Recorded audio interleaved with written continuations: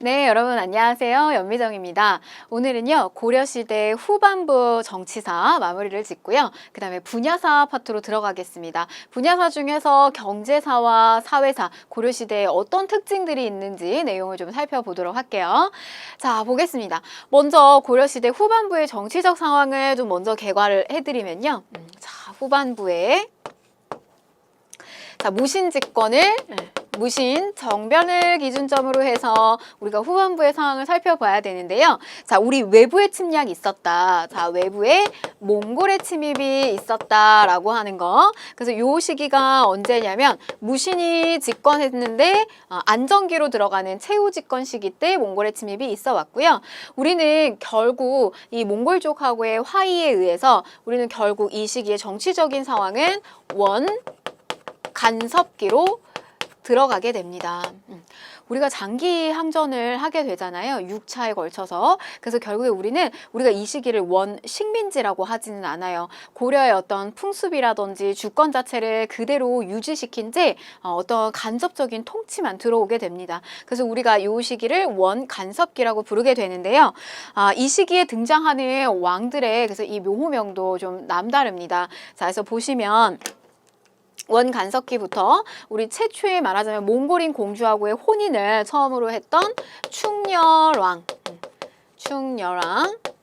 그다음에 충선왕, 그다음에 충모광. 조금 더 들어갈게요. 자, 보시면 민왕 이렇게 되는데요. 자, 여러분들이 요 시기에 보시면 이런 어떻게 요거는 이제 충입니다. 충성한다, 충심을 보인다. 어디에 충심을 보이는 걸까요? 그렇죠. 여기 원에 충심을 보이는 왕들이라고 보시면 되겠어요. 자, 그런데 묘명이 어디서부터 달라지나요? 이 공민왕부터 달라지죠. 바로 요 시기에는 국제적인 정세 자체가 달라진다는 거예요. 그래서 요 시기에는 교체기, 즉 원나라가 지고 있고요. 명나라가 다시 이 중원의 땅을 차지하고 있는 원명교체기로 들어간다는 거예요. 바로 이런 어떤 국제적인 정세의 틈을 타서 개혁을 성공시킨 이가 있었으니 바로 그 인물이 공민왕입니다. 그래서 여러분들은 이 공민왕을 중점적으로 공부를 하셔야 되고요. 물론 난이도가 우리 좀 있는 이 심화 과정에서는 공민왕뿐만이 아니라 이 충선왕도 굉장히 시험에서 잘 나오고요. 그리고 더 들어가서는 충렬왕, 충모강 이렇게 보시면 되겠어요. 그래서 빈출에 되는 순위는 알려드렸습니다. 공민왕, 충선왕. 자, 그러면 여러분 우리 이 시기에 물론 고려의 왕들도 중요하지만 제가 항상 고려를 움직이고 있는 이 상류층에 해당되는 지배층의 특징을 알아야 된다고 했어요. 그러면은 대표적인 이 시기의 특징들이 이제 누가 있냐면 원간섭기로 들어가게 되면서 권문세족이다라고 불리우는 이러한 계층들이 상류층에서 지배층으로서 자리를 잡게 되는데 바로 이러한 세력들을 대응하기 위해서 공민왕이 새롭게 키운 세력들이 있으니 그 세력을 우리는 뭐라고 부르냐면 신진 사대부다. 이렇게 부르게 됩니다. 그래서 여러분들 보시면 이 앞시기부터요. 권문세족도 비슷해요. 문벌귀족의 일부 세력이 여기로 들어오기도 하고 그 다음에 이 무신정변 쪽에서 이 무신정권의 또 일부 세력이 이 권문세족으로 들어오고요. 그러나 이 권문세족에서 무엇보다도 막강한 세력을 누리고 있었던 어떤 그 구성원들은 바로 이 원나라의 친한 세력들, 빌붙은 세력이죠. 이런 친원파 세력들이 굉장히 많은 비중을 차지하고 있어요. 그래서 주로 이제 음서라든지 뭐 이런 것들을 가지고 또 정권을 누리기도 하고 도병마사라든지 이런 걸 가지고 권력을 누리는데 이런 계층하고는 기질적으로 달라요. 이 신진사대부는 우리 지방호족 향리화 만들어줬잖아요. 그 향리의 자제들이 과거 시험을 거쳐서 유학 공부를 통해서 능력제로서 이렇게 들어오는 새로운 계층을 이렇게 신진사대부다라고 불리웁니다. 그래서 이런 세력들을 의도적으로 키우게 되는데 결국 우리가 이 시기는 고려 말에서 조선이라고 하는 나라로 넘어가잖아요. 이 조선이라고 하는 나라로 이제 넘어가는 그런 어떤 시기적 상황에 놓여져 있는데 이 신진사대부는 후반부가 되면 바로 요 사이에서 신진사대부에서 고려를 그대로 유지시키자 잘못된 것만 부패한 것만 고치고 유지시키자라고 하는 온건파 사대부가 있고요. 아니다. 고려는 이미 썩어 빠질 대로 썩어 빠졌다. 망주의 기운이 들었다. 새로운 나라를 만들어야 된다라고 하는 급진파 사대부가 있어요. 바로 이게 우리 마치 신라 말에서 고려로 들어갈 때 호족과 등을 돌린 육두품 세력이 만나서 고려라고 하는 나라가 탄생된 것처럼 이 후반부에도 신진사대부 중에서도 아주 급진적인 요 급진파와 그다음에 여러분 이 후반부에는 홍건적과 왜구가 계속해서 끊임없이 우리를 괴롭혔잖아요. 그런데 그 홍건적과 왜구를 진압한 새로운 계층을 우리가 뭐라고 불렀냐면 신흥 무인 세력이라고 불렀습니다. 그래서 바로 이 신흥 무인 세력과 그 다음에 요 급진파 세력 사이에 요 둘 사이의 결탁을 통해서 결국 조선이라고 하는 나라를 탄생시킨다. 요렇게 보시면 되겠어요. 요게 후반부의 정치적인 상황입니다. 자, 그러면 들어가실게요. 자, 원나라의 내정 간섭. 우리는 이때 고려하고 어떤 원나라의 관계를 뭐라고 했냐면 부마국 체제다. 이렇게 불렀습니다. 이 부마국 체제다라고 하는 건 뭐냐면 사위의 나라란 뜻이에요. 그래서 원나라에서는 우리 고려가 사위의 나라예요. 그러면 원나라에서 누굴 보내준 거예요? 공주를 보내준 거죠. 그래서 몽골인 공주를 보내주게 되는데 고려의 왕이 원나라의 공주하고 결혼을 하게 되면서 근데 사실 이제 저게 보면 말이 혼인이지 결국 저것도 여러분 정략 결혼이란 말이죠. 그러니까 왕이 꼼짝을 못하는 거예요. 어렸을 때부터 원나라의 여러 가지 교육이라든지 이런 것들을 세뇌 교육을 받으면서 옆에 누굴 딸려서 보내는 거예요? 이 몽골인 공주를 딸려서 보내는 거예요. 그럼 여러분 이 몽골인 공주의 입장에서도 한번 좀 생각을 해볼까요? 어땠을 것 같아요, 입장이? 이 몽골 공주도요, 사실 굉장히 좀 향수병에 늘 시달리고 고려에 왔을 때 그리고 어떻게 생각해보면 자기네들이 강국이고 자기들이 간섭하고 있는 이 고려라고 하는 나라의 정치적인 상황에서 시집을 오게 된 거잖아요. 그러니까 뭔가 이렇게 애정이나 사랑으로서 온 것이 아니기 때문에 이 어떤 왕의 어떤 정치적이나 그리고 자꾸 이렇게 반원 정책을 피려고 하는 고려의 왕들이 이게 이렇게 사랑으로서 감싸지기는 굉장히 어려웠을 거예요. 좀 외롭고 그리고 사실은 정말 너무 이 상황이 싫고 뭐 이런 어떤 공주들이 많이 있었다는 거. 결국 이 말은 무슨 말이냐면 고려의 왕은 개혁 정책을 펼치려고 해도 바로 이런 어떤 몽골인 공주들하고의 사이가 별로 좋지 않았던 이런 정치적인 상황들 때문에 이게 개혁을 한다라고 하는 게 쉬운 일이 아니었다는 거죠. 자, 원나라의 명령에 따라서 국왕도 쉽게 바뀌게 되고요. 중앙 관제와 왕실의 호칭 자체가 완전히 바닥에 떨어지게 됩니다. 자, 이 성이요. 우리 중앙통치제도 배웠습니다. 이 중앙통치기구에는 중서문화성과 상서성이 있었는데 그거를 그냥 통폐합시킨 거예요. 첨의부.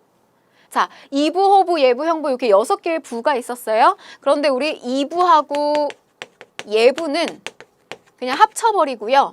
그 다음에 공부는 없앴어요. 그래서 육부를 그냥 사사체제로다가 만들어버리게 됩니다. 또 중슈원을 밀직사, 왕의 호칭은 더욱더 떨어지게 되는데 충성할 충자를 붙여요. 충여랑, 충선왕, 충모강. 자, 그 다음에 폐하를 저하, 전하 낮춰 부르고요. 태자를 클태자예요. 세자. 또 선지는 이게 뭔가 임금의 명이거든요. 근데 여기 이제 널리 뭐 영향을 끼치다, 베풀다 이런 한자식의 표현인데 선지를 왕지, 왕의 명령. 나중에 우리는 이거 바꿉니다. 뭐 교지 뭐 이런 식으로 바뀌기도 하고요. 자, 그 다음에 짐을 스스로를 부를 때 이게 짐을 고로 이렇게 낮춰 부르는 식으로 가게 된다는 거. 자, 그 다음 정동행성인데요. 이 정동행성은 말 그대로 동쪽을 정벌하는 행성입니다. 그럼 동쪽을 정벌한다. 고려 입장에서 더 동쪽은 어디냐면 일본을 이야기하는 거예요. 역시 우리 예전에 그 삼별초가 외교문서 보냈잖아요. 고려 처음에 이렇게 공격하고 있지만 그 다음에 타깃은 일본이다라고 하면서 우리가 합심해서 같이 가자 이런 외교문서를 보냈었어요. 역시 그 이야기처럼 우리 고려를 정복하고 난 다음에 결국에는 이 일본을 정복하러 이 정동행성을 설치해서 보내게 됩니다. 충렬학 무렵에요. 약 2차에 걸쳐서 보내게 돼요. 그런데 결국 일본 원정은 실패로 끝나게 됩니다. 신풍을 만나게 돼요. 일본에서 이거 신풍이라고 얘기하거든요.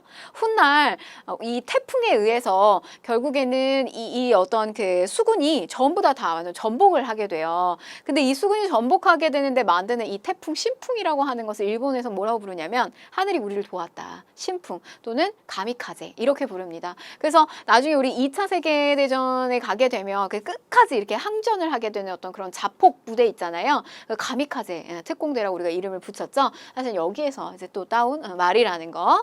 자, 그래서 결국에는 이거는 실패를 하게 돼요. 그런데 이 정동행성 안에 사법기구에 해당되는 이문소라고 하는 사법기구가 있어요.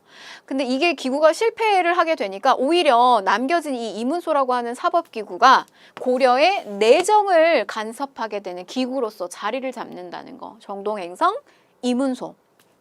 자, 그 다음에 원나라는 우리를 내정 간섭하기 위해서 감찰관으로서 이제 이런 다루가치를 파견을 하게 됩니다. 그러니까 직접 와서 식민지로 삼는 거는 아니기 때문에 저렇게 다루가치를 파견해서 우리를 간접적인 통치를 했다는 거고, 기본적으로 우리는 원 간섭기예요. 그러나 이게 사실 말이 간섭기지 실제로는 여러 가지 부분에서 뭐 왕실이라든지 중앙관제가 격화된다든지 많은 그 침탈을 받게 되거든요.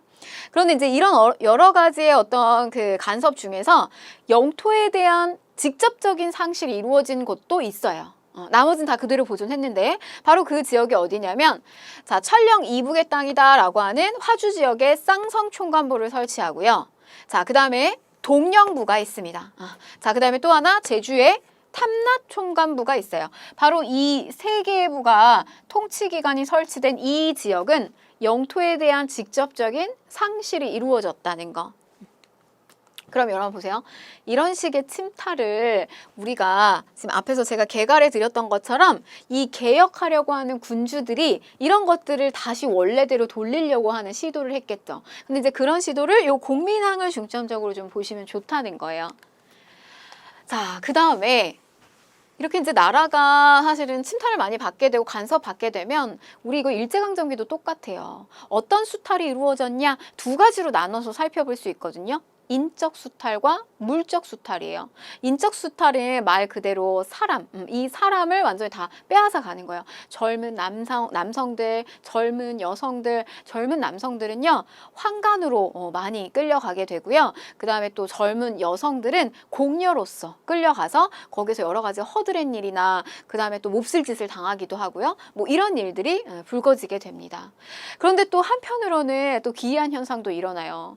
환관으로 처음에 갈 때는 너무 사실 이거를 싫어했던 사람들이 많았는데 오히려 한간으로 가서 거기서 뭐 정치적인 어떤 입지를 가지게 된다든지 그래서 부하 권력을 누리는 또 새로운 계층이 생기기도 하고요. 나중에 오히려 한간을 또 선호하는 일도 생겼다고 해요. 그 다음에 또 한편으로는 운이 좋아서 이제 공녀로 들어갔는데 황제의 눈에 발탁된 여인이 하나 있었어요. 옛날에 우리 드라마로도 한번 했었거든요. 그 기황후입니다. 기황후. 그래서 제2의 황후의 자리까지 오르게 돼요. 굉장히 황제의 총애를 많이 받았는데 이때 당시에 이제 이 기황후가 그 자기 오빠가 기철이라고 하는 오빠가 있었어요. 근데 자기의 누이 동생이 원나라, 우리 이제 말하자면 이 시기에 삼국에 해당되는 원나라에 가서 제2의 황후의 자리에 앉아 있으니 이 기철은 우리 고려의 왕이 얼마나 우습게 보였겠어요. 그러니까 무소불위의 권력을 막 누리면서 뭐 굉장히 아주 실세로서의 역할을 했다는 거. 자, 그럼 여기서 또 하나 있죠? 그 기철을 어떻게 한다? 권문세족의 대표격인 인물인 그 기철을 축출해야 되는 것이 이제 이 공민왕 시기 때도 또 나올 수 있겠죠. 자, 공녀로 증발했다는 거, 그 다음에 여러분들 제가 이제 뭐 한강, 공녀 얘기해서 막 이렇게 아주 조금 특이한 사례를 이야기 드렸지만 대다수의 절대 다수의 이 고려의 민들은 좀 굉장히 처참하고 이런 어려운 어떤 그런 피해를 겪었다라고 하는 겁니다. 그래서 심지어 너무 결혼도 안 한 어린 여성을 많이 이렇게 데리고 가니까 이때는 빨리 집에서 시집을 보내려고 하는 조혼이라고 하는 풍습도 이때 많이 생겨났어요. 그러니까 실제로는 굉장히 좀 처참했다는 거. 자, 그 다음에 매를 증발하기 위한 관청 같은 것들 많이 설치합니다. 그래서 매는 뭔가 사냥용으로도 좋고요. 그 다음에 또 메신저로서의 역할을 할 수도 있는 이 몽골인들이 굉장히 또 필요했어요. 그래서 이 매를 많이 증발하기 위해서 만들어 놓는데 우리나라 이제 곳곳에다가 응방이라고 하는 매를 키우는 이런 기구를 많이 만들었다라고 하는 겁니다. 자, 그러면 원간섭기의 개혁정치, 국왕을 중심으로 해서 어떻게 저런 원나라의 간섭을 대응했는지를 좀 살펴볼게요. 말하자면 이제 최초의 고려에 그 국제 결혼을 하셨던 왕입니다. 충렬왕. 이때 제국대장 공주, 몽골인 공주하고 같이 이 정치를 꾸려 나가게 되는데요. 사이가요, 뭐 좋았을까요? 좋지 않았습니다. 굉장히 사실은 좀 투닥거림이 많았는데, 심지어 이 제국대장 공주는 그 많은 또 신료들이 보는 앞에서 자기에 대한 좀 대접이 좀 시원치 않았다, 좀 홀대했다라고 해서 충렬왕에 이렇게 뺨을 때리는 일도 있었다라고 해요. 그러니까 그 정도로 사실 굉장히 좀 무시를 좀 당하는 어떤 그런 상황이었고, 개혁 정치가 쉽지 않았다는 거죠. 자, 전민 변정 도감 설치예요.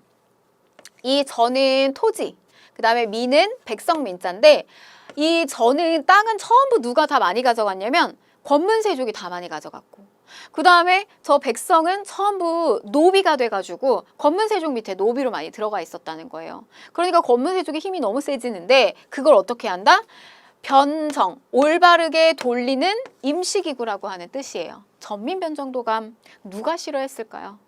권문세족이 싫어했겠죠. 그래서 저게 사실 여러분 얘를 조금 더 난이도 올려서 들어가게 되면 저건 충렬왕 때부터 생긴 건 아니고 원종 시기 때부터 충렬왕 때 계속 생겼다가 없어졌다가 또 생겼다가 없어졌다. 이걸 반복을 해요. 사실 성공은 잘 이루지는 못했어요. 근데 저게 언제 다시 나오게 되냐면 공민왕 때 다시 나오게 됩니다. 자, 그 다음에 영토를 회복을 해요. 빼앗겼던 동령부와 탕나 총관부 일대의 지역을 일시적으로 회복을 합니다. 이거는 몽골 쪽에서 반환을 해줘요. 원나라 쪽에서. 충렬왕 때 동령부, 탐나 총관부. 근데 어디가 남았죠? 쌍성 총관부가 남았어요. 그래서 그 쌍성 총관부는 나중에 공민왕 시기 때 우리가 무력으로 탈환을 하게 됩니다. 자, 다음 충선왕인데요. 충렬왕, 충선왕. 자, 충선왕 시기 때 개혁기구라고 생각하시면 돼요. 왕의 명령을 받고 내보내는 역할을 하는 사림원이 있습니다. 사림원. 자, 그리고 이 충선왕 같은 경우는요, 뭐라고 해야 될까요? 이 최초의 어떤 그 혼혈이라고 생각하시면 돼요. 어떻게 몽골의 입장에서는 굉장히 귀한 혈통이었어요. 아버지는 충렬왕이었고 어머니가 제국대장공주. 그래서 바로 이 몽골인과 고려인 사이에서 나온 어떻게 보면 몽골 입장에서 굉장히 귀한 손이 바로 충선왕이었습니다. 충선왕. 그러나 아버지하고 아들의 관계는 별로 좋지 않았어요. 엄마하고 아버지의 관계가 좋지 않으니 그걸 보고 자란 아들의 입장에서도 아버지의 어떤 모습이나 이런 게 굉장히 좋게 느껴지지 않았고, 이후에는 어떤 정치적인 조금 또 관계 속에 휘말리게 되면서 둘 사이는 사실 별로 좋지가 않았다는 거. 그러면 충선왕의 아내 하고의 사이는 어땠을까요? 역시 사이가 좋지 않았습니다. 손뼉이 맞아야지 이 개혁 정책을 막 추진할 수 있는데 역시나 그건 쉽지 않았다는 거. 자, 그런데 이 충선왕은요, 여러분 머릿속에 이렇게 생각하세요. 충선왕은 감투를 되게 많이 쓰고 있었고요. 말하자면 이제 스펙이 굉장히 좀 빵빵했던 왕이라고 생각하시면 돼요. 뭐냐면 충선왕은 한쪽은 고려의 피가 흐르고 한쪽은 몽골의 피가 흐르는 거예요. 그래서 저쪽 몽골 지역에서 말하자면 그러니까 원나라 지역에서 일로 넘어오는 고려인들을 이렇게 통치할 수 있는 심양의 왕이라고 하는 심양왕의 자리도 있었고, 그 다음에 또 한편으로는 고려의 왕의 자리에도 있었어요. 그래서 이 두 개의 자리를 같이 좀 쥐고 있었던 왕이 바로 충선왕입니다. 그래서 원나라에 보면 이 연경, 이거는 여러분 북경이에요. 베이징 북경이고, 이 지역에 학문연구소를 설립을 해요. 그러니까 이 충선왕은 저 원나라 쪽에서의 영향력도 절대 포기할 수가 없었던 왕이에요. 그래서 이 지역에다 학문연구소를 만들게 되는데 여기에 바로 만권당이라고 하는 것을 만들게 됩니다. 근데 저 만권당에는요, 원나라에 굉장히 아주 유명한 유학자들이 많이 와서 공부를 했어요. 근데 우리나라 쪽에서 좀 그 원나라의 학자들을 대적할 만한 사람들이 누가 있냐, 누굴 보내면 좋을까? 거기에 손꼽혔던 사람이 이재현입니다. 그래서 저 이재현이 가서 원나라의 유학자들과 많이 교류를 하게 되고요. 그러면서 어떤 이러한 어떤 분위기 속에서 성리학이라고 하는 것들도 더 본격적으로 많이 이렇게 유입돼서 들어오게 된다는 거예요. 자, 그러면 사회적인 모습은 좀 어땠을까요? 몽골의 풍습과 고려의 풍습이 굉장히 이게 좀 막 섞여 있는 이런 모습들, 그게 오늘날까지도 전해져 내려오는 풍습들이 굉장히 많이 있는데, 일단 친원 세력이 좀 많이 있었던 이런 권문세족이 고위간직을 주로 많이 이제 독점을 하게 되고요. 또 농장을 확대하게 된다. 그래서 전민 변정도감을 적극적으로 하려고 했던 거예요. 전부 저렇게 농장화시켜서 권문세족이 너무 많은 토지들을 가져갔기 때문에. 자, 그다음에 이제 풍속을 보게 되면 변발, 당시에 몽골족들 보게 되면 변발의 특징이 있어요. 이렇게 앞머리, 거의 앞머리를 좀 미는데 여기 이렇게 앞머리만 좀 남기고 그다음에 여기 나머지는 다 머리를 미는 거죠. 그리고 이 양갈래로 이렇게 양쪽을 이렇게 따는 형태. 요런 형태의 이제 머리에 변발을 많이 했었는데, 변발과 호보, 그 다음에 족두리, 이런 거 족두리, 또 연지곤지, 이런 게 사실은 다 몽골풍의 유행이었어요. 근데 이런 어떤 풍습이 또 고려에서도 많이 유행을 하게 되고, 그 다음에 또 제가 앞에서 이야기 드렸던 일찍 혼인하는 조혼 같은 것들이 굉장히 많이 성행을 했다라고 하는 거. 근데 여러분 반대로 또 이 원나라 쪽에서는 고려양이다라고 해가지고 고려의 풍습이 또 많이 유행을 했다라고 하는 거예요. 근데 그거를 또 선도했던 인물이 있는데 기황후가 그런 역할을 또 하기도 했다고 해요. 그래서 기황후가 이렇게 차고 다니는 뭐 장신구나 뭐 차고 다니는 옷이나 비단이나 이런 것들이 여인들 사이에선 또 되게 인기가 있었다고 해요. 그래서 어떤 그런 풍습들이 고루 이렇게 섞여서 또 보이게 됐다는 거. 자, 문화적인 발전도 많이 이루어지게 되는데 원나라를 통해서 성리학이라고 하는 것이 들어오게 되고요. 신유학이에요. 우리가 요거 이제 사상사 파트에서 다시 할 거고요. 그 다음에 수시력, 역법이 들어오게 됩니다. 원나라의 역법. 아직은 우리만의 역법이 만들어지진 않았다는 거예요. 역법을 계산하는 거, 그러니까 시간이죠. 이 시간을 계산하는 게 사실은 쉬운 일이 아니었고, 그래서 우리는 중국 쪽의 역법을 많이 들여왔고요. 그 다음에 또 화약 제조법이라든지 이런 것들도 도입이 됩니다. 자, 드디어 공민왕인데요. 이렇게 원의 간섭을 받으면서 우리가 침탈을 받기도 하고 여러 가지 풍습들이 있었는데, 이거를 이제 빨리 사실은 개혁을 해가지고 원나라의 간섭을 어떻게든 떨쳐야 되는데 그 역할을 했던 왕이 바로 공민왕이에요. 공민왕의 개혁 정책은 절반의 성공이라고 좀 표현할 수 있겠어요. 그러니까 일부는 성공했지만 결과적으로는 실패해요.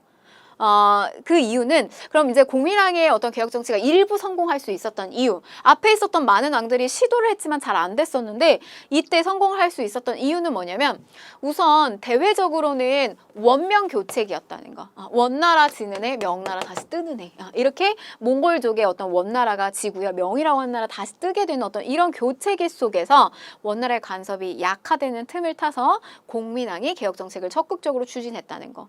자, 그 다음에 대내적으로는 신진사대부가 성장하면서 왕권 강화의 기반이 마련되었다. 근데 이거는 우리가 이제 개념적으로 사실 이렇게 설명을 하는 건데요. 신진사대부가 아직은 그 짱짱하게 이렇게 공민왕의 자리를 뒷받침해 주지는 못했어요. 그래서 결국에는 절반의, 그러니까 권문세족이 결국엔 공민왕이 나중에 시해를 당하게 되고 다시 권문세족이 또 정권을 일시적으로 잡게 되거든요. 그러니까 이게 쉽진 않았다는 거예요. 그런데 이제 제가 여기서 또 대내적으로 좀 이 공민왕의 개혁 정책이 성공할 수 있었다라고 하는 요인을 좀 하나만 더 꼽게 되면, 바로 노국공주하고의 관계입니다. 그 이전에 충렬왕도 그렇고 충선왕도 그렇고 여러 이 몽골인 공주들하고의 사이가 별로 좋지 않았어요. 그런데 공민왕은 달랐어요. 굉장히 이 아내복이 있었던 왕이 공민왕이었다 생각하시면 되는데, 정신적인 어떤 지주로서의 역할까지 해줬던 왕이 해줬던 어떤 인물이 바로 노국공주였습니다. 아주 고려인으로서 자처를 하게 되면서 시집을 온 이상 공민왕의 어떤 전폭적인 개혁 정치를 지지해주는 역할을 했어요. 자, 그러면 보실게요. 먼저 반원자주 정책입니다. 원나라에 반대하는 정책인데요. 친원 세력들을 빨리 숙청, 그 뿌리를 끊어내야 되겠죠. 그래서 권문세족이었던 기철, 기황후의 오빠입니다. 이 기철을 비롯한 친원 세력을 숙청하게 되고, 자, 우리 일본을 정벌하려고 만들었던 정동행성, 그리고 이 사법기구, 우리 내정 간섭으로 남게 되죠. 이 이문소를 폐지하게 됩니다. 자, 그 다음에 관제를 원래대로 다 복구를 시켜요. 원나라 연호 쓰던 것을 금지하고요. 우리 아까 이성육부 체제가 첨의부에서 일부 사사체제로 통폐합이 돼버리거든요. 근데 그걸 다시 원래대로 복구를 해요. 이성육부로. 자, 그 다음에 영토회복.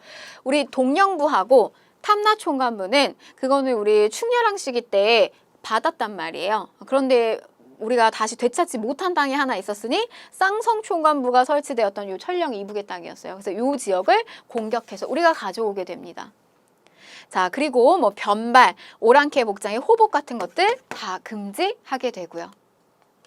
자, 쌍성총관부의 위치는 얘는 지도와 사진으로 좀 잘 출제가 되는데 바로 요 지역입니다. 요 하주 지역, 요 지역을 또 공민왕 시기 때 와서 다 수복을 하게 됐다는 거고. 자, 그 다음에 왕권을 강화해야 되겠죠. 정방을 폐지하게 되는데 여러분 정방 제가 뭐라고 했냐면 인사를 정한다. 저 언제 나왔어요? 정방. 이거 여러분 정방은 무신집권기 때 최후 시기 때 정방이 설치됐어요. 그래서 인사권을 정방이 다 가지고 왔잖아요. 그런데 그게 이제 원 간섭기로 들어가면서 고려에 원래 이 인사를 담당했던 이부와 병부가 기능이 떨어지고 이 정방이 그 기능을 다 가져간 거예요. 근데 그거를 공민왕 시기 때 와서 폐지했다는 거. 자, 그 다음에 성균관.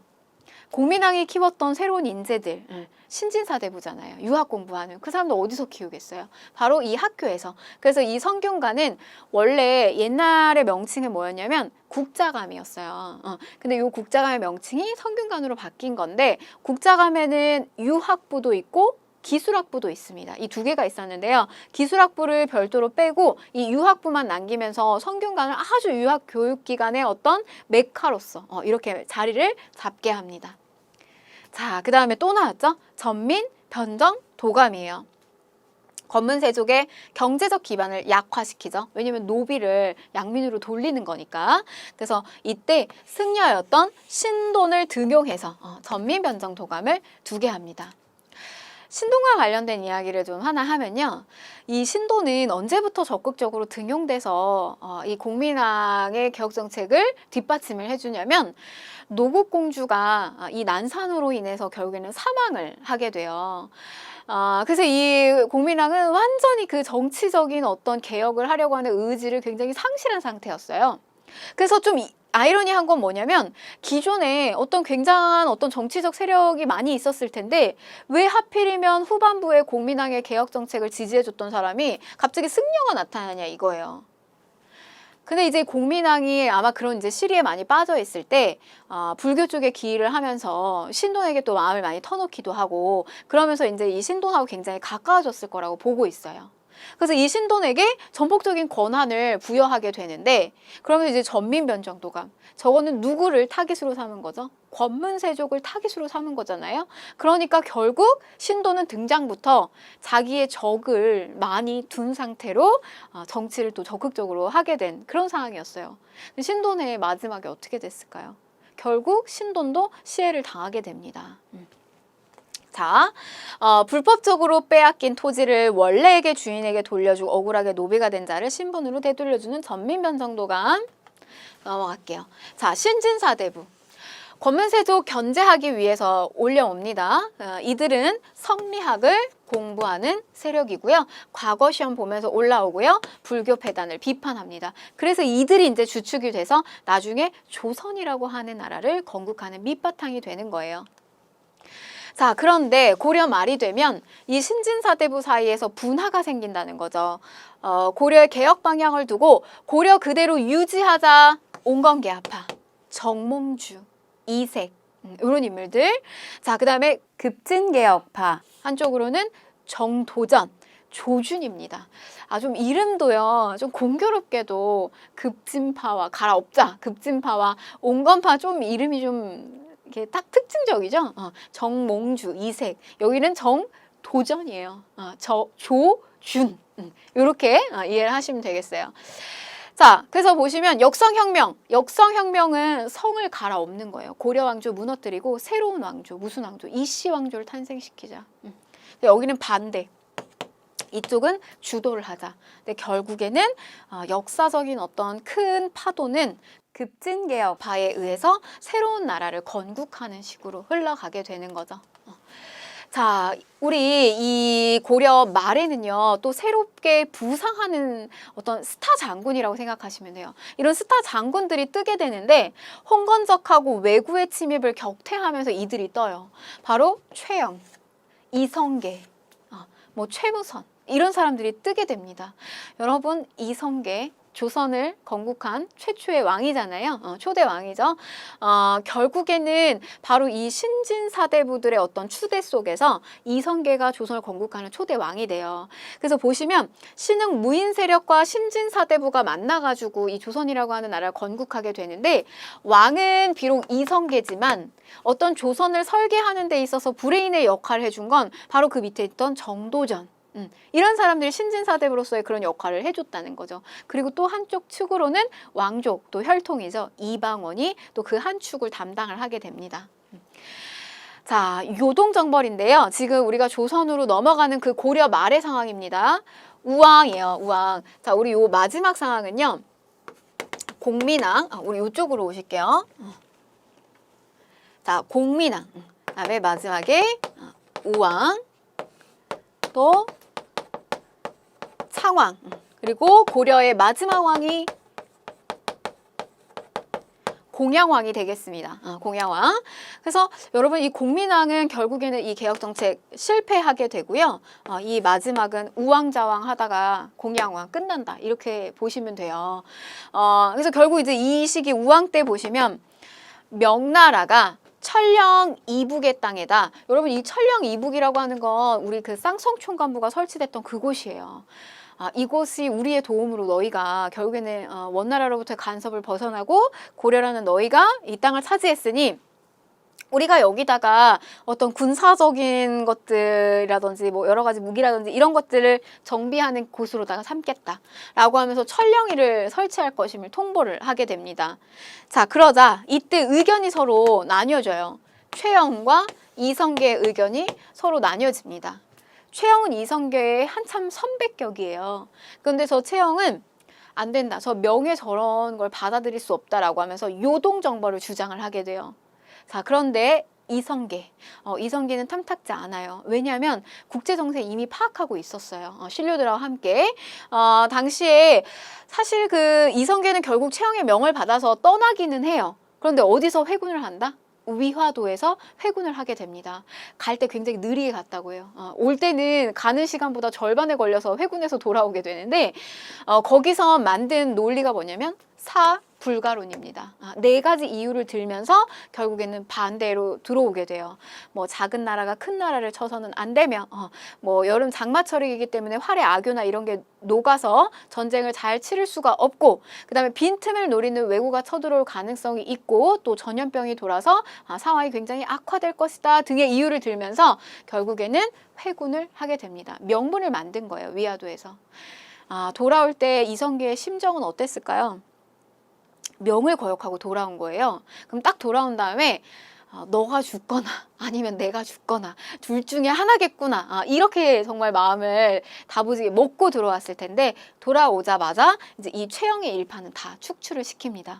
근데 여러분, 항상 이렇게 뭔가 정변을 일으키잖아요. 근데 딱 일으키고 난 다음에 자기가 바로 왕이 되는 거는 하수예요.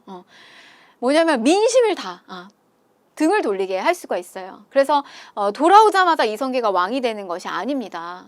돌아오게 되면은 그 다음에 이제 이성계는 나중에 우왕 창왕으로 넘어가면서 공양왕을 왕위에다가 올려요. 그리고 이제 추대받는 식으로 해서 결국에는 이제 이성계가 왕으로, 조선의 초대 왕으로 올라오게 됩니다. 자, 회군을 단행을 하고요. 자, 그럼 문제를 좀 풀어볼게요. 자, 다음 글이 작성된 시기의 사회 모습으로 가장 적절한 것을 골라라. 자, 제주 만호, 임숙이 몹시 탐욕스럽다. 그래서 우리가 굉장히 힘든데 죄를 지어서 정동행성에 갇혀있던 그를 제주도로 복귀시키려 하다니 도대체 우리가 뭔 죄가 있냐 라고 하면서 정동행성의 관리들이 임숙으로부터 뇌물을 받고 풀어주었기 때문이다. 그래서 뭐 이런 어떤 내용들이 이 시기가 원간섭기구나 라고 하는 걸 우리가 알 수가 있어요. 자, 그러면 1번 보시면 만적이 개경에서 반란을 모의하였다. 요거는 무신이고 무신직권기고 최충원식이죠. 자, 독서삼풍가 요거는 신라 원성왕입니다. 원성왕. 자, 3번. 대각국사 의천이 해동 천태종을 개창하였다라고 했어요. 해동 천태종. 요거는 여러분 우리가 이제 문벌귀족기 때 요 의천이 나와서 이 해동 천태종이라고 하는 것을 개창을 하는 그 시기를 얘기하는 건데 시기적으로 의천 문종, 숙종 이렇게 넘어가고요. 그다음에 4번. 지배층을 중심으로 변발과 호복이 유행하였다. 요거네요. 정답. 자, 그다음에 5번. 최충이 구제학당을 설립하였다. 요거는 문종 시기가 되겠습니다. 문벌귀족기. 요 지금 종교 파트와 유학 파트는 우리가 또 다음 시간에 배우게 될 겁니다. 자, 밑줄은 이 왕의 재위 기간에 있었던 사실로 옳은 것을 골라라. 자, 고려의 이왕과 그의 부인인 노국대장공주를 그린 초상화다. 왕과 왕비가 서로 마주보고 서로 사이가 좋은 이 그림을 그리고 있어요. 자, 이 왕은 공민왕이죠. 자, 쌍성총관부를 수복하였다. 그래서 이때 이제 무력으로 쌍성총관부 정답은 1번이고요. 자, 2번. 진포에서 왜구를 격퇴하였다. 왜구가 계속 끊임없이 들어와서 이 왜구를 격퇴했던 때는 우왕 때예요. 우왕. 자, 3번. 좌별초, 우별초, 신의군, 삼별초가 조직되었다. 요거는 무신집권기 최후 때. 자, 4번. 서희가 강동육주를 획득하였다. 요거는 1차 거란 침입이 되겠네요. 그래서 요거 이제 성종무렵. 자, 5번. 명나라의 천령이 설치에 반발하여 요동정벌이 추진되었다. 요거 우왕좌왕 하던 시기, 우왕 시기입니다. 자, 다음 기출주제 22. 고려의 경제와 사회 파트인데요. 분야사로 넘어갑니다. 우리가 고려 이제 정치사 파트는 이렇게 마무리가 된 거고요. 자, 그럼 우리가 이제 고려의 경제와 사회에서는 어떤 모습을 봐야 되느냐? 자, 고려 경제 보시면 일단 시험에서 가장 잘 출제가 되는 것은 이거예요.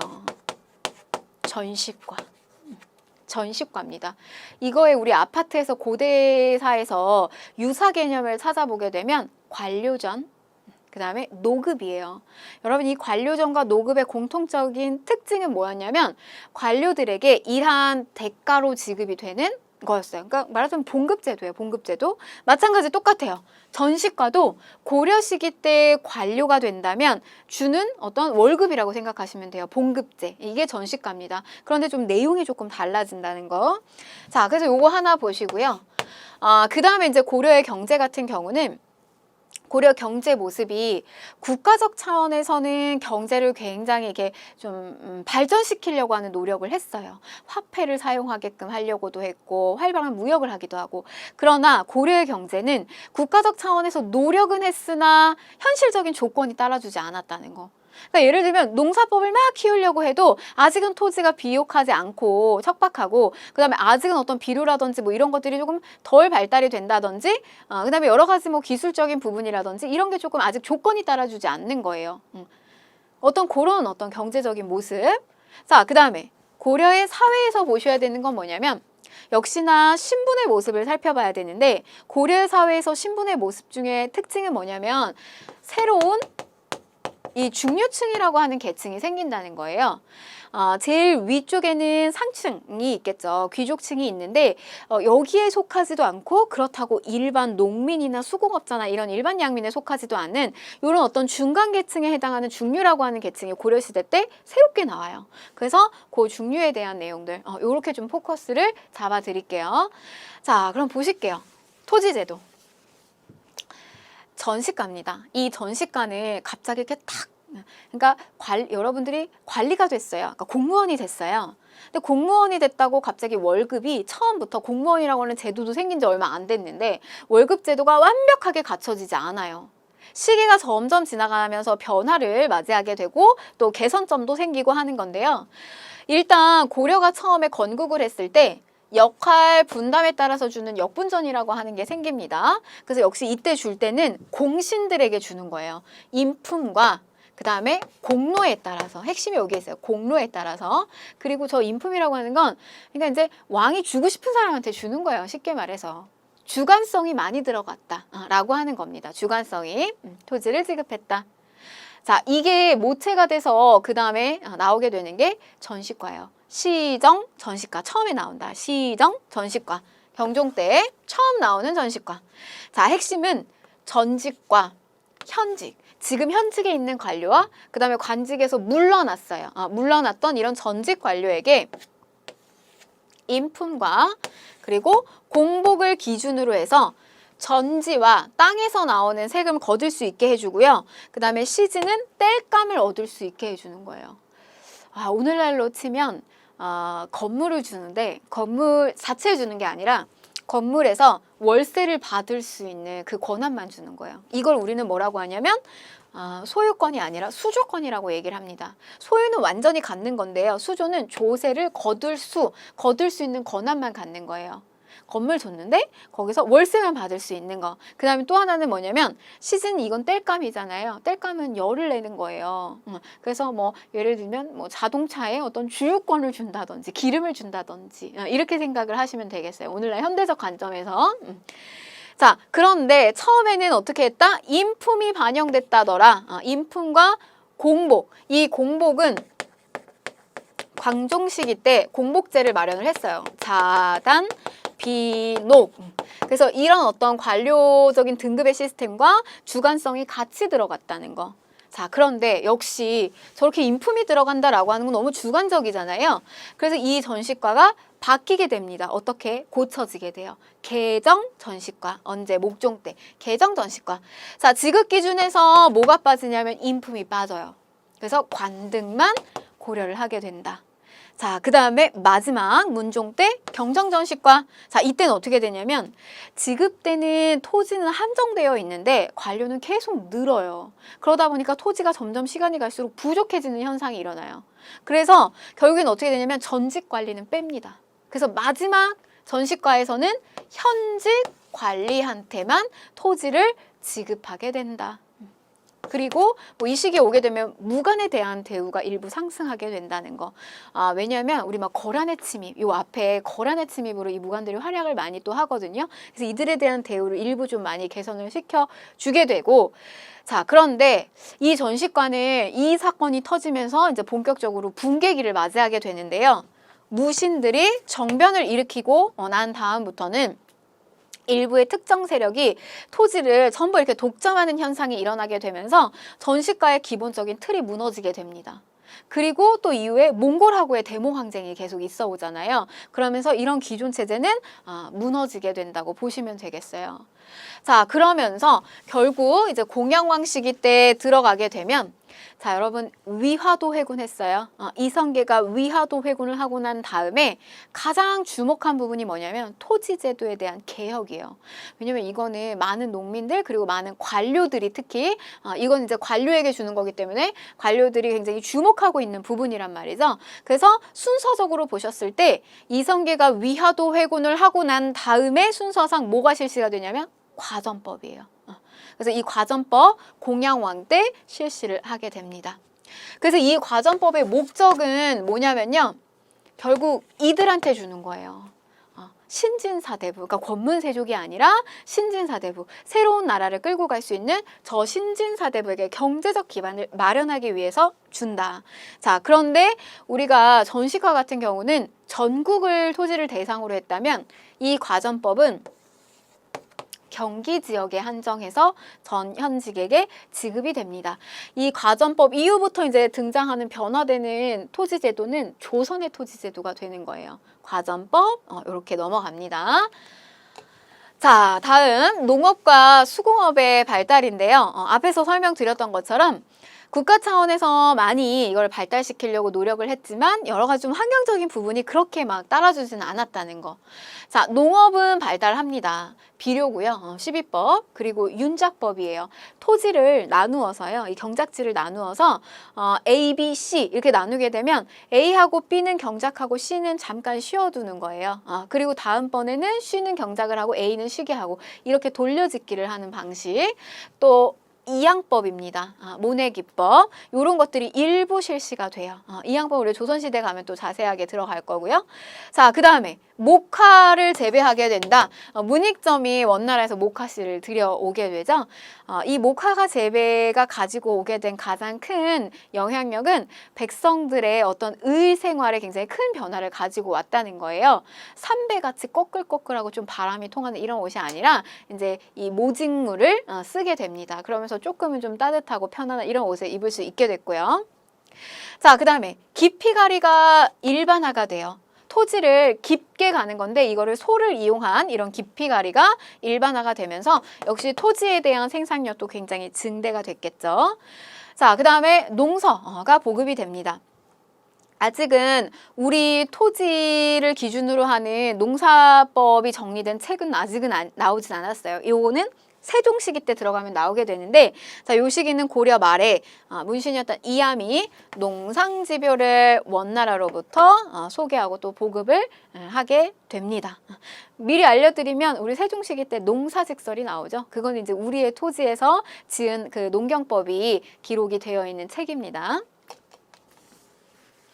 자, 다음은 수공업인데 요 수공업은 이제 말 그대로 상업은 물건을 사고 파는 거라면 수공업은 물건을 만드는 거죠.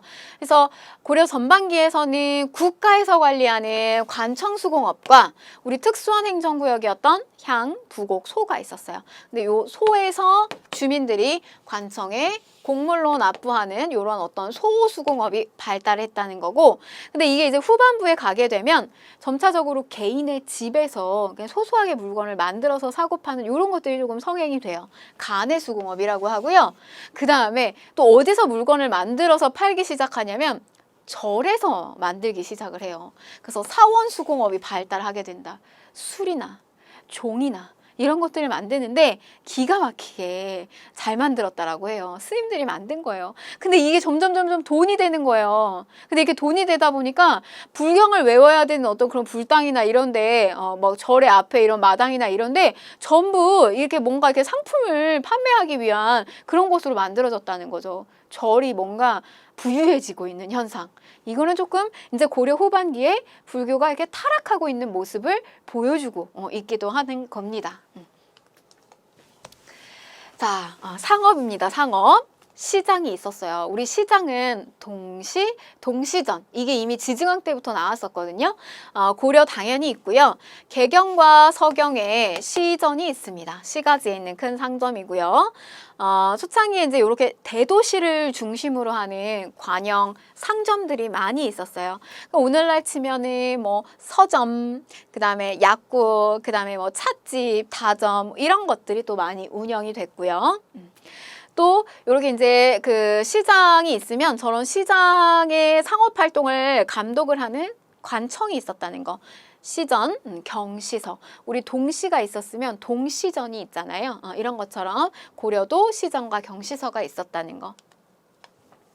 자, 최초의 화폐가 나옵니다. 우리나라 최초의 화폐가 뭐냐라고 하면 성종 시기 때 나오는 건원중보다 이렇게 보시면 되겠어요.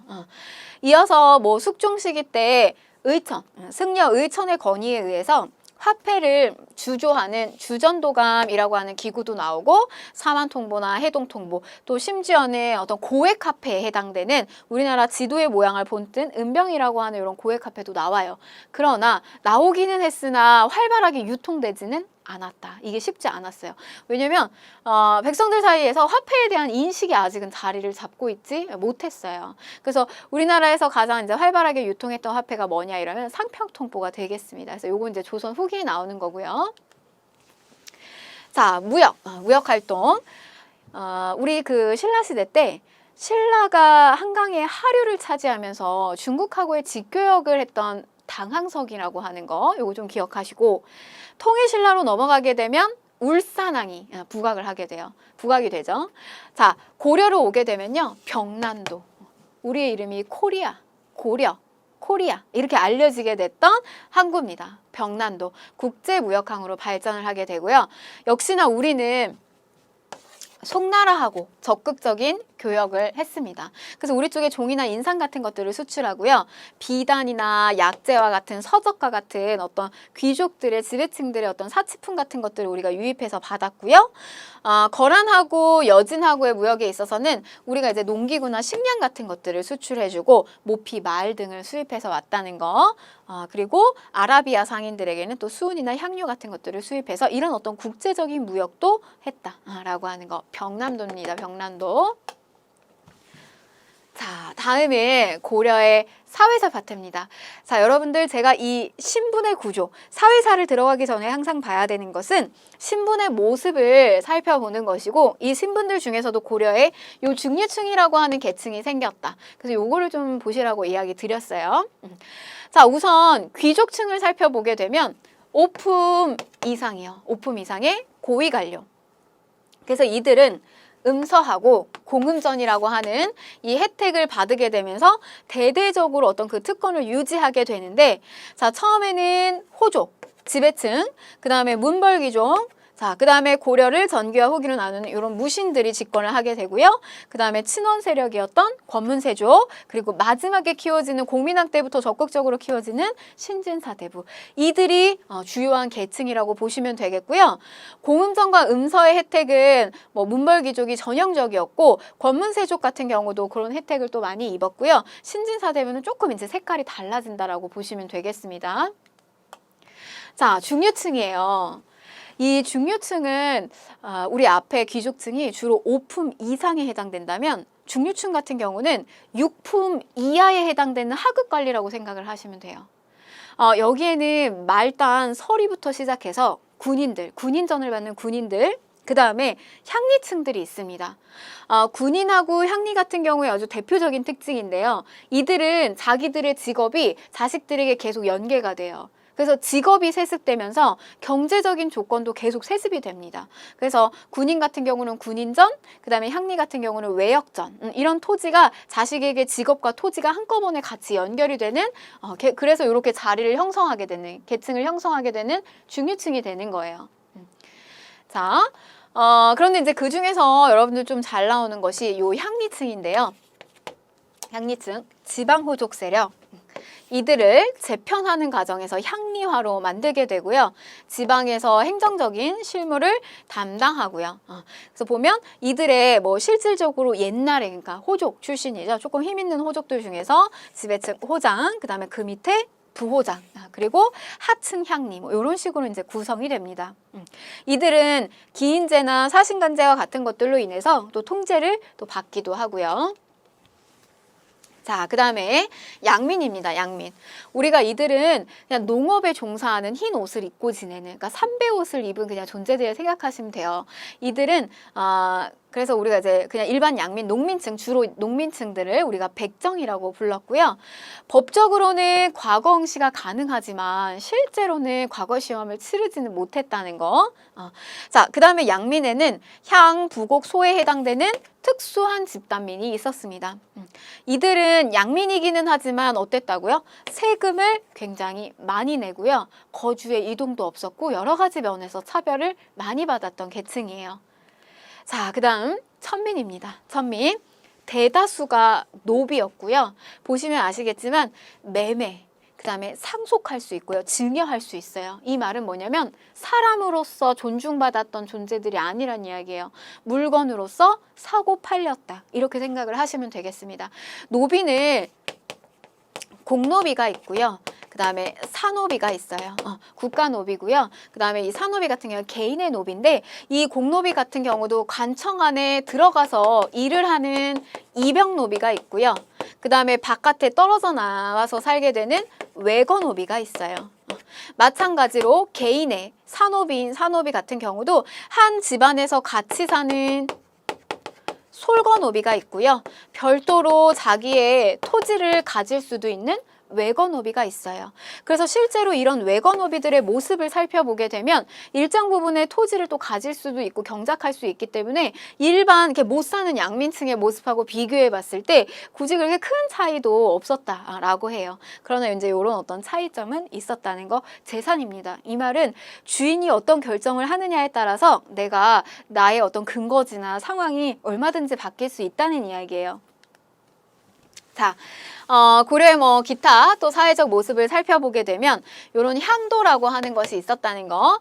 향도는 불교 신앙 단체입니다. 처음에는 그래서 매향 활동이라고 해서요, 향나무를 묻는 행위를 한다든지, 그래서 외구를 뭐 격퇴한다든지, 아니면은 저 향도들이 무리가 형성되면 많게는 100명 이상씩 모여요. 그러면은 여기 이제 그 향리 중에서 우두머리 호장이 이 부대를 이끌고 다니면서 뭐 여러 가지 불탑이라든지 그다음에 뭐 절이라든지 뭐 이런 것들을 만드는데 그런 어떤 불교 신앙 단체로서의 역할을 했다.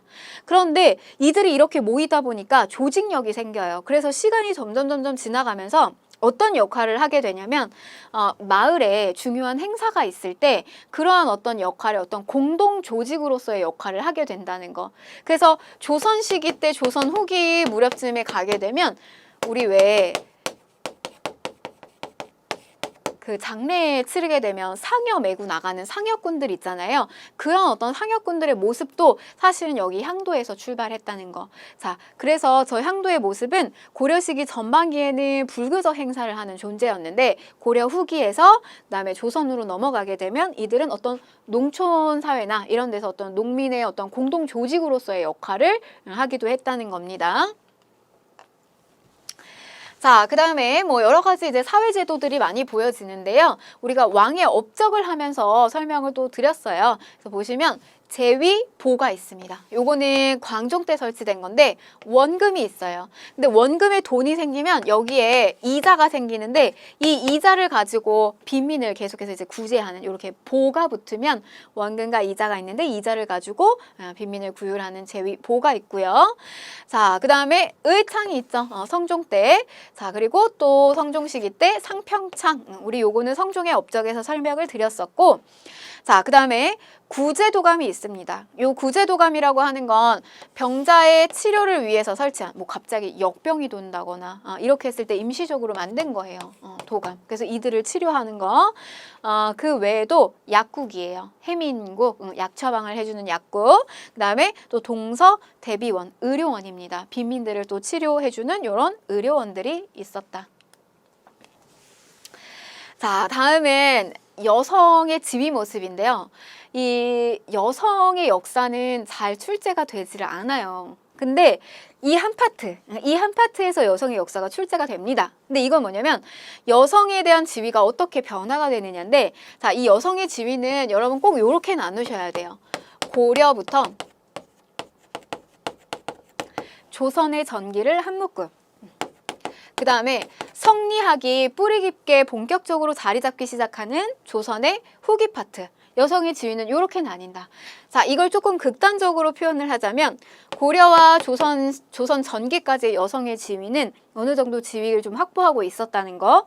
그런데 조선 후기가 되면 가부장제적인 분위기가 좀 만연해지게 되면서 여성의 지위가 떨어진다는 거. 이렇게 좀 공부를 하셨으면 좋겠어요.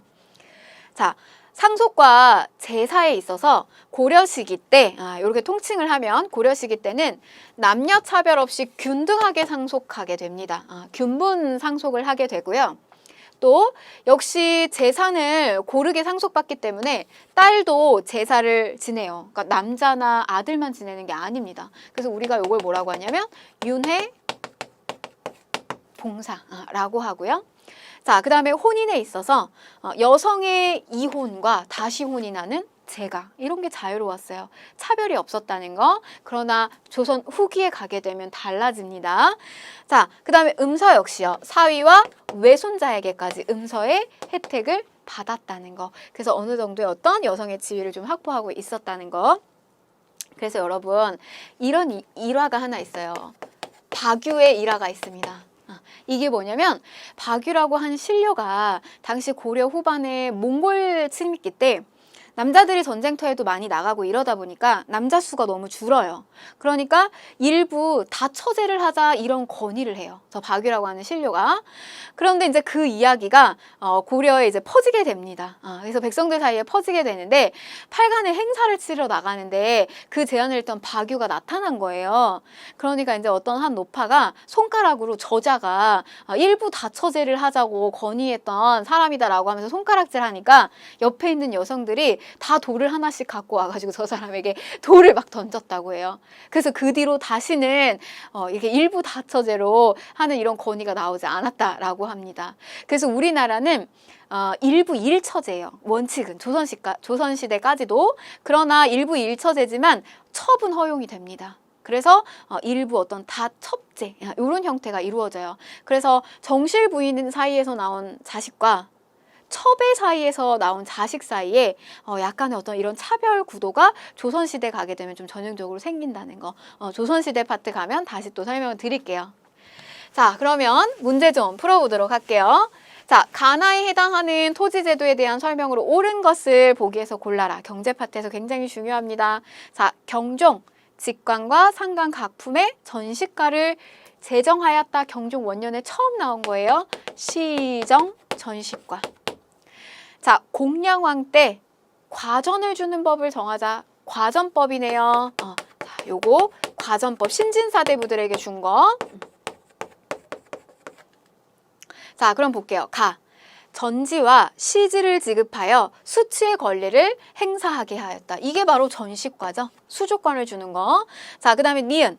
관리의 사망 시 유가족에게 수신전과 휴량전을 지급하였다. 요거는 여러분 과전법에 해당되는 건데요. 요거 우리가 조선시대 가면 다시 배웁니다. 자, 나. 지급 대상을 토지를 원칙적으로 경기 지역에 하나였다. 자, 그렇죠. 전국을 대상으로 했다면 과전법은 경기 지역에 한정해서 신진사대부에게 줬다는 거. 자, 나 관리의 인품과 공복을 기준으로 하여 토지를 지급하였다라고 했습니다. 인품하고 공복을 기준으로 해서 준 것은 처음에 시정전시가에 해당이 된다는 거. 그래서 정답은 자, 이렇게 기억하고, 자, 보세요. 기억하고 디귿이 되겠습니다. 자, 우리 이렇게 해가지고요. 고려시대에 후반부 정치사 파트하고 그다음에 분야사에 해당하는 경제사, 사회사까지 마무리를 지었습니다. 여러분들이 고려시대 정치사까지 굉장히 많은 시대를 달려오고 있습니다. 잘하고 계시는 거고요. 복습 잘 하시고 저는 다음 강좌에서 뵙도록 하겠습니다. 고생하셨습니다.